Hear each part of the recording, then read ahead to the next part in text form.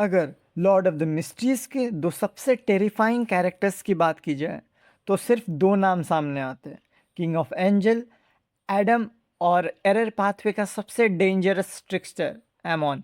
दोनों ही unimaginable power रखते हैं, लेकिन सवाल ये है असली हॉरर का किंग कौन है। चलिए देखते हैं। सबसे पहले बात करते हैं एडम की। एडम विजनरी पाथवे का किंग ऑफ एंजल्स है। पहली नज़र में एडम उतना इंटिमिडेटिंग नहीं लगता। वो हमेशा काम रहता है, कंपोज रहता है और कभी कभी तो ऑलमोस्ट फादरली भी लगता है। लेकिन इसी वजह से वो और भी ज़्यादा डेंजरस बन जाता है। एडम की असली स्ट्रेंथ उसकी फिजिकल पावर नहीं, बल्कि उसकी एबिलिटी है रियलिटी को मैनिपुलेट करना।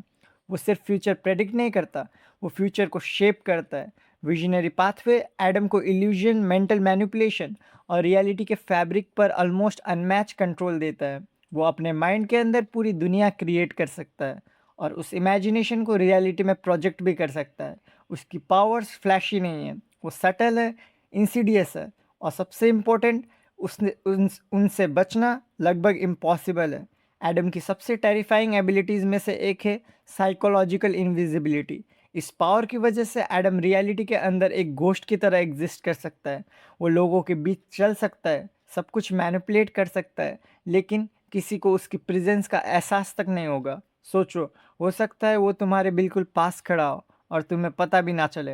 ये सिर्फ इनविजिबिलिटी नहीं है, ये पैरोनिया का अल्टीमेट फॉर्म है।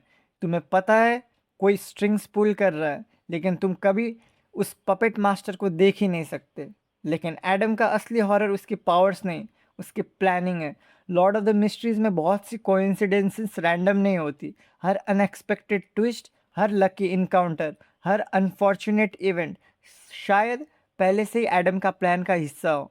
इमेजिन करो, एक दिन तुम्हें पता चले तुम्हारी पूरी लाइफ, तुम्हारे सारे डिसीजंस, तुम्हारी विक्ट्रीज, तुम्हारे फेलियर, सब कुछ किसी और ने पहले ही लिख दिया था और तुम सिर्फ उस स्क्रिप्ट का एक कैरेक्टर थे।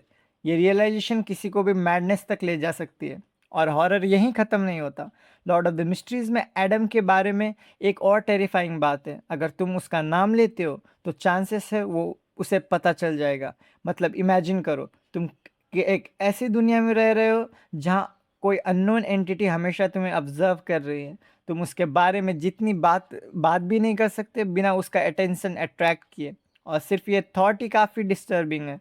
एडम की पर्सनैलिटी उसको और भी टेरिफाइंग बनाती है। वो एंटरटेनमेंट के लिए कुछ नहीं करता, ना ही इमोशन से डिसीजन लेता है। वो कोल्ड है, कैलकुलेटिंग है, कम्प्लीटली डिटैच्ड है।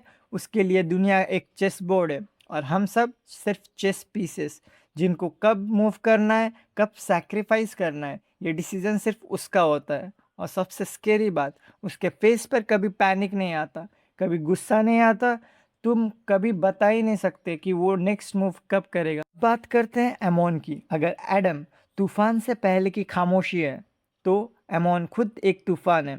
एरर पाथवे का सबसे इनफेमस बियॉन्डर और डिसेप्शन का अल्टीमेट मास्टर। उसकी पावर रिवॉल्व करती है स्टीलिंग, लेकिन सिर्फ ऑब्जेक्ट्स नहीं, एमोन थॉट्स चुरा सकता है, मेमोरीज, आइडेंटिटी, कॉन्सेप्ट और कुछ केसेस में टाइम तक स्टील कर सकता है। सोचो, एक दिन तुम उठे हो और अचानक तुम्हारी आइडेंटिटी की किसी और की हो जाती है। तुम्हारी पूरी फैमिली पहचानती ही नहीं तुम्हें। फ्रेंड्स तुम्हें स्ट्रेंजर समझते हैं और दुनिया के रिकॉर्ड्स में भी कहते हैं कि तुम कभी एग्जिस्ट ही नहीं करते थे। ये सिर्फ फिजिकल अटैक नहीं है, ये एग्जिस्टेंस के खिलाफ अटैक है। और इसी साइकोलॉजिकल टेरर में एमोन एक्सेल करता है। एमोन की सबसे नाइटमेयर इंड्यूसिंग एबिलिटी है उसके काउंटलेस अवतार। उसके क्लोन लिटरली हर जगह हो सकते हैं। तुम्हारा नेबर, तुम्हारा दोस्त, रोड पर चलने वाला कोई रैंडम आदमी या तुम खुद।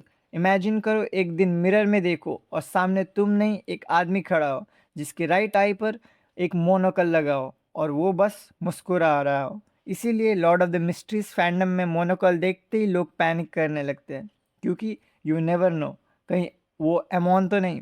एडम प्रेडिक्टेबल है, एमोन बिल्कुल भी नहीं। वो प्लेफुल है, मिस्चीवियस है और कम्प्लीटली अनप्रिडिक्टेबल है। वो तुम्हें सीधा मारना नहीं चाहता, उसे मज़ा तब आता है जब वो तुम्हारे साथ गेम खेलता है। वो तुम्हारी सैनिटी को स्लोली डिस्ट्रॉय करेगा, तुम्हारे माइंड के साथ खेलेगा, तुम्हें अपनी ही रियलिटी पर डाउट करवा देगा। और सबसे डिस्टर्बिंग बात, ये सब करते वक्त उसके फेस पर एक स्माइल होगी। सच कहूँ तो ये डिपेंड करता है कि तुम किस चीज़ से ज़्यादा डरते हो। कि तुम्हारी पूरी लाइफ किसी और ने प्लान की है तो एडम तुम्हारे लिए ज़्यादा हॉरिफाइंग हो सकता है। वो शैडो में बैठकर रियलिटी को मैनिपुलेट करता है, उसकी काम पर्सनैलिटी उसे ऑलमोस्ट इनह्यूमन बना देती है, एक ऐसी फोर्स जिसे तुम कभी स्केप ही नहीं कर सकते। लेकिन अगर तुम आइडेंटिटी लॉस, मेंटल मैनिपुलेशन और कंप्लीट अनप्रिडिक्टेबिलिटी से डरते हो तो एमॉन तुम्हारा वर्स्ट नाइटमेयर है। वो सिर्फ दुनिया को कंट्रोल नहीं करता, वो तुम्हारे माइंड में घुस जाता है, तुम्हारी आइडेंटिटी छीन लेता है और तुम्हें खुद पर ही डाउट करवा देता है। दोनों ही अपनी अपनी तरीके से हॉरिफाइंग है। एडम एग्जिस्टेंशियल हॉरर रिप्रेजेंट करता है, एक ऐसा बीइंग जो तुम्हारी पूरी लाइफ को एक स्क्रिप्ट की तरह कंट्रोल कर लेता है, जहाँ तुम सिर्फ एक पॉन हो। और एमॉन साइकोलॉजिकल हॉरर का एम्बॉडीमेंट है, एक ऐसा ट्रिक्स्टर जो तुम्हारी आइडेंटिटीज, मेमोरी और सैनिटी के साथ खेलता है, सिर्फ एंटरटेनमेंट के लिए। अब डिसीजन आपका है, आपके हिसाब से लॉर्ड ऑफ द मिस्ट्रीज का असली हॉरर कौन है, एडम या एमॉन? कमेंट सेक्शन में अपनी चॉइस और रीज़न ज़रूर बताना। अगर वीडियो पसंद आई हो तो लाइक करो, सब्सक्राइब करो और बेल आइकन ज़रूर प्रेस करो, क्योंकि ऐसी और detail Lord of the mysteries लोर वीडियो के लिए बने रहो।